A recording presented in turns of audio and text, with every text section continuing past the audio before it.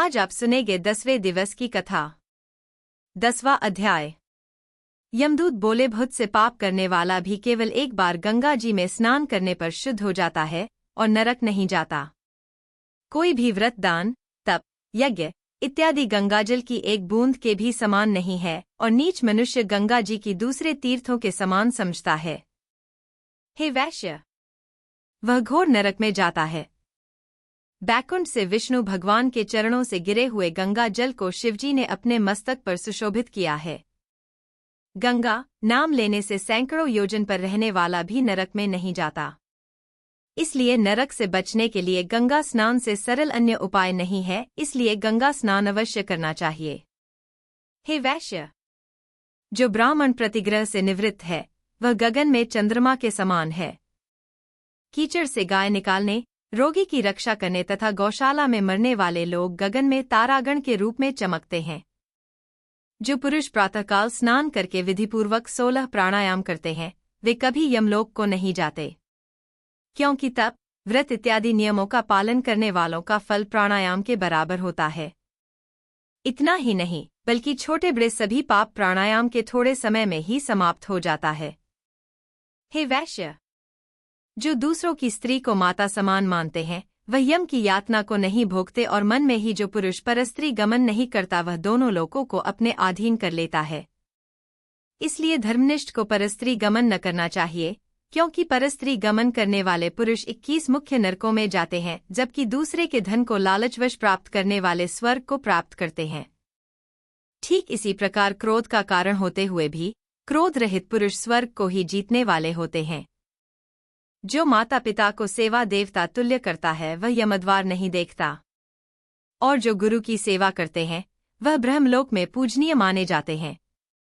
हे वैश्य, दुष्ट संगति छोड़ स्त्रियों को अपने शील की रक्षा करनी चाहिए। शील भंग होने से यमलोक को जाती है। शील रक्षा से स्त्रियां महास्वर्ग को प्राप्त करती हैं। जो वेदाभ्यास से शास्त्र, पुराण और संहिता पढ़ते और सुनते हैं, स्मृति का व्याख्यान करते हैं, ज्ञानहीन को धर्म समझते हैं, ऐसे सद्पुरुष ही पृथ्वी को धारण किए हुए हैं। वह पाप रहित होकर ब्रह्मलोक को जाते हैं, जहां ममता नहीं रहती और देवता भी उनका पूजन करते हैं।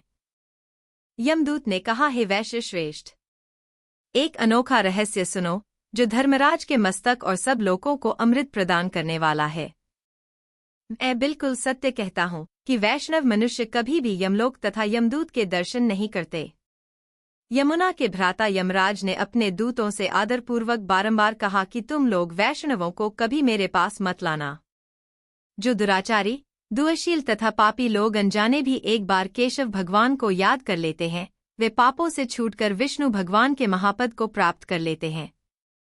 जो बुद्धिमान मनुष्य वैष्णवों के सेवक हैं तथा उनके साथ भोजन करते हैं उनको भी तुम लोग छोड़ देना, क्योंकि वे भी पापों से निर्मुक्त होते हैं। वे मनुष्य यमलोक की राजधानी यमपुर में नहीं जाते।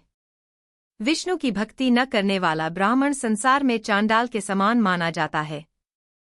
अन्य वर्ग में जन्मा वैष्णव भी तीनों लोकों को शुद्ध करता है। इन दोनों कुलों के नरक में पड़े हुए माता पिता तभी स्वर्ग में जाते हैं जब उनका पुत्र हरि भक्त होता है। गोविंदाय नमः मंत्र को जपता हुआ मरने वाला मनुष्य भी यमराज के दर्शन नहीं करता। इहलोक का कोई मानव यदि नियमपूर्वक नमो भगवते वासुदेवाय 12 अक्षर का मंत्र जपता है, नमो नारायण 8 अक्षर का मंत्र जपता है, उसको देखने से ही ब्रह्मा हत्यारे पवित्र होकर वैष्णव हो जाते हैं और शंख चक्रधारी ब्रह्मा के जीवन पर्यंत वनमाली बनकर विष्णु लोक में निवास करते हैं।